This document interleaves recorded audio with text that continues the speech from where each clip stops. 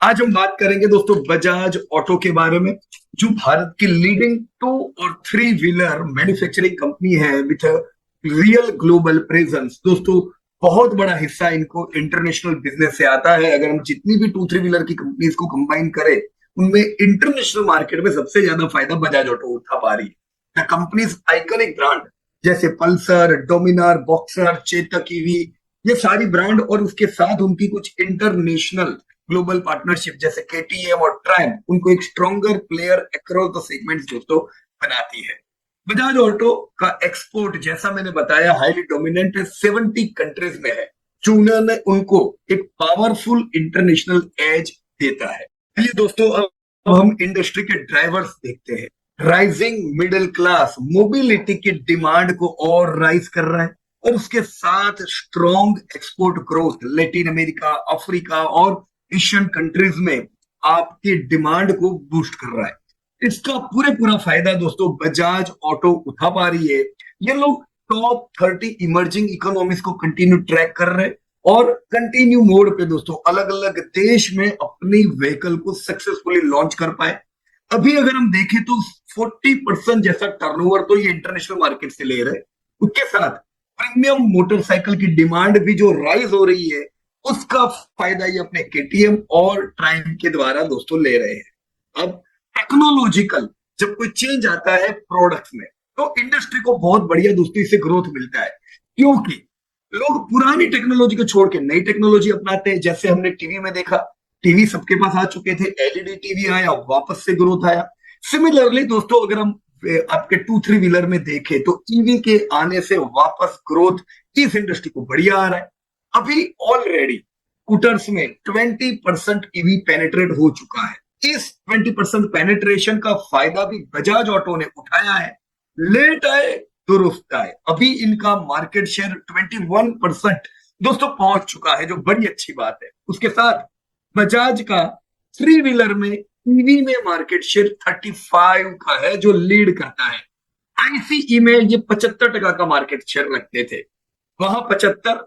अब ये ईवी एक नई टेक्नोलॉजी, यहां अगर 35 भी है तो ये दोस्तों बहुत अच्छा है, right. So yes, leadership maintain बराबर की इन लोगों ने अलग अलग सेगमेंट। तो फाइनेंशियल्स पे अगर मैं आ जाऊं, फाइनेंशियल्स में आप देखो बजाज ने डिलीवर किया है consistent long term growth with 25 year sales CAGR of around 12% and profit CAGR of 10%। FY25 में रेवेन्यू दोस्तों 50,000 करोड़ के लैंडमार्क को पार हो गया। हम बरसों से कहते थे दोस्तों कि भी इंडिया की लार्जेस्ट टू थ्री व्हीलर की कंपनी 50,000 करोड़ का भी धंधा ना करे तो बड़ी बात नहीं है। अभी तो कंपनी को बहुत बड़ा होना है। ये देखो लास्ट ईयर आपने देख लिया ऑलरेडी 50,000 करोड़ पार, बट स्टिल हमारे पास बहुत जगह है अभी ग्रोथ। दोस्तों इसे मैं अगर क्वार्टर वन के ग्रोथ से कंपेयर करूं, क्वार्टर वन में क्या हुआ, तो FY26 में रेवेन्यू 10% बढ़ा है ईयर ऑन ईयर, 13,133 करोड़ पहुंचा। प्रॉफिट्स दोस्तों फ्लैट रहे 22,010 करोड़ के, और ईपीएस 14% बढ़ के 79.2 पहुंचा है। मदद की है ग्रोथ में यहाँ पे एक्सपोर्ट्स ने, नहीं तो डोमेस्टिक तो दोस्तों नेगेटिव ग्रोथ था। तो इस समय पे आप दूसरी टू थ्री व्हीलर की कंपनी अभी देखोगे, टू व्हीलर खास करके, तो जो खाली डोमेस्टिक होगी दोस्तों उनको अच्छा ग्रोथ नहीं मिला होगा, क्योंकि ये क्वार्टर में एक्सपोर्ट सिग्निफिकेंट अच्छा रहा दोस्तों, राइट। सो यस दोस्तों, एक्सपोर्ट ने जबरदस्त मदद की, specially in Latin America and Asia. Importantly Bajaj अभी बैठा है दोस्तों हेल्दी कैश सरप्लस पे करीबन 17,000 करोड़। हम वैल्यूएशन पे आ जाए दोस्तों, तो इतने वर्षों में बजाज ऑटो ने जो इतना बढ़िया वेल्थ क्रिएट करके दिया, वो क्यों? क्योंकि दोस्तों इनके अर्निंग बड़े हैं, इनकी बुक वैल्यू बड़ी है। दोस्तों अगर मैं वैल्यूएशंस को अर्निंग के साथ मेल करो, ये साल मेरी उम्मीद है ईपीएस 344 पहुंचेगा, जो फेयर वैल्यू को दोस्तों 5,500 से 8,500 के बीच में लाके रखता है। तो ऑलमोस्ट मेरा 7,000 तो फेयर वैल्यू हुआ दोस्तों। 2030 तक यही फेयर वैल्यू दोस्तों 10,000 के करीब पहुंचेगी, और 2035 में मैं 30,000 के करीब की फेयर वैल्यू उम्मीद करूंगा, क्योंकि मेरा ईपीएस 918 होगा। दोस्तों ऑब्वियस है, जब कंपनी ग्रो करती है, कंपनी प्रॉपर फाइनेंशियल्स की होती है, यानी कम डेब्ट से धंधा करती है दोस्तों, प्रॉफिट्स भी बढ़ते हैं, तो इन्वेस्टर्स का ईपीएस भी बढ़ता है। ईपीएस बढ़ता है, यही दोस्तों आपके शेयर को दोस्तों दौड़ाता है, right? So now let us compare all this with the peers. Peers क्या कर रहे हैं दोस्तों? अगर मैं जितनी भी दूसरी कंपनीज हैं उनको कंपेयर करूं तो बजाज ऑटो लीड करता है सेल्स में, प्रॉफिट में, मार्जिन में। धंधे सबसे ज्यादा 51,000 करोड़ और कोई नहीं कर रहे।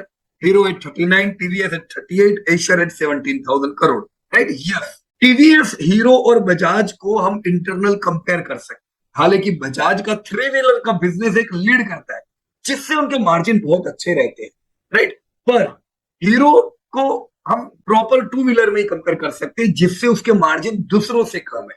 क्योंकि जब कंपटीशन होता है, एक ही प्रोडक्ट बेचने वाले बहुत से लोग हैं, तो मार्जिन आपके कम रहते हैं। एसर एक अलग रेंज की प्रोडक्ट देती है जिससे उनके भी मार्जिन दोस्तों अच्छे हैं, right?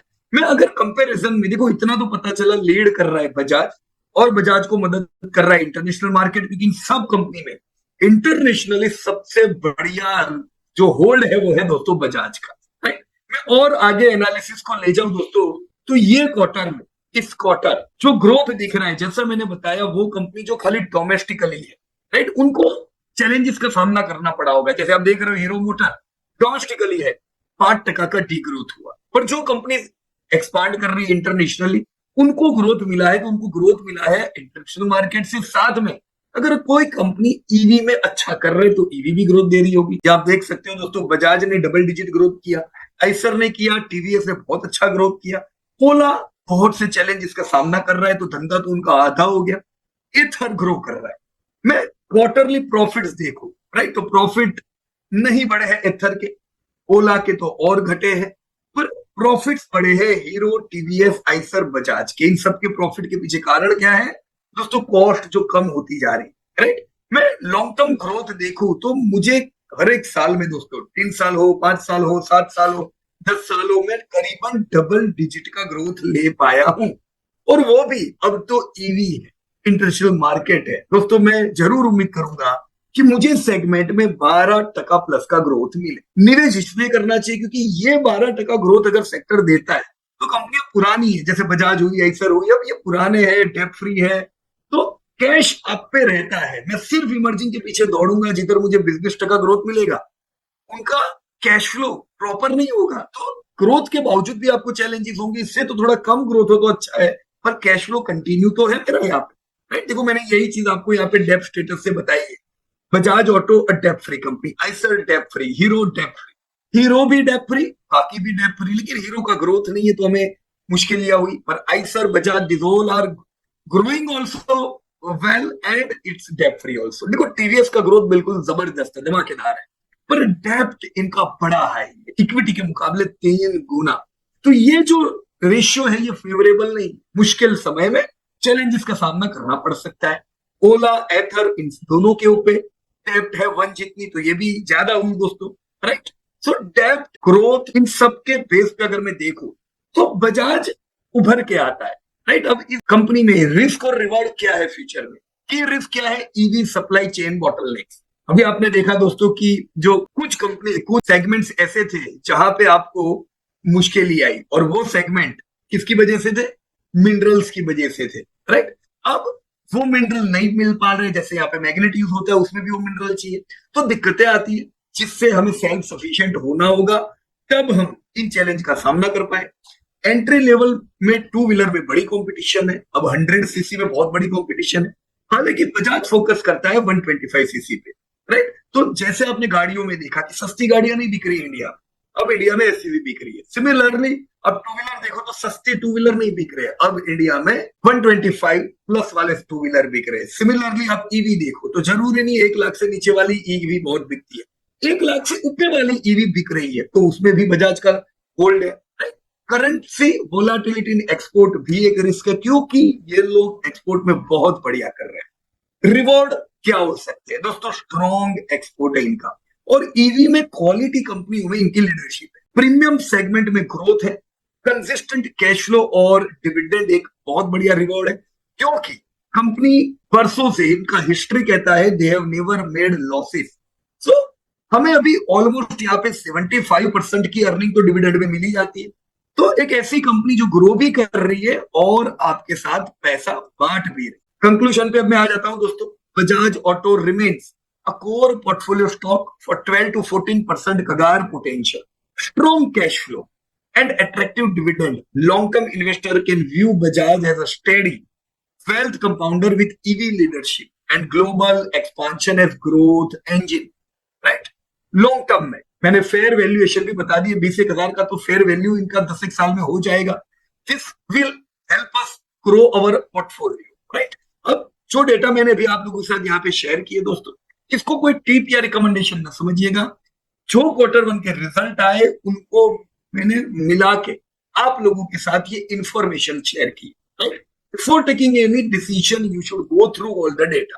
So thank you very much. Disclosure: this update is for educating purpose. We are not tip provider.